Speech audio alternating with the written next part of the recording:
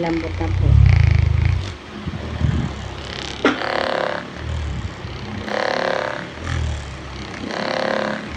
Kaya yung mga anak-anak nila parang pinigil.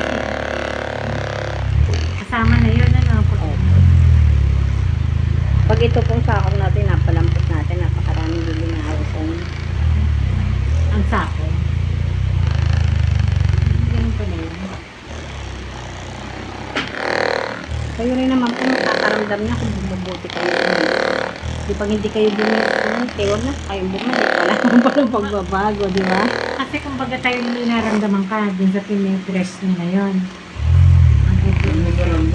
O may umakyat doon hanggang singit. Di po ba? Pindot lang yun na ganyan lang. Kasi may pinag-aralan nyo.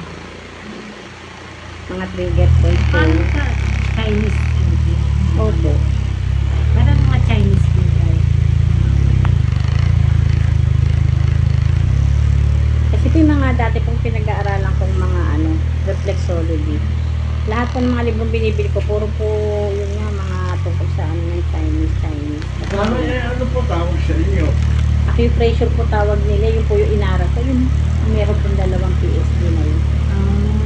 Acupressure. Kumbaga po, Combination po ng reflexology. acupuncture without needle po, pero nag-aral din po ako sa reflex. Ayun po yung certificate ko. Ayan po ang mga inaral ko, reflex massage, Swedish, Shatsu, sports massage.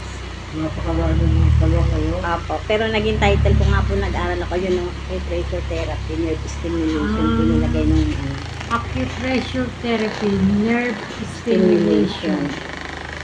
Kaya tingnan nyo po, sa tuldok lang, ramdam nyo na buong Kaya katawan.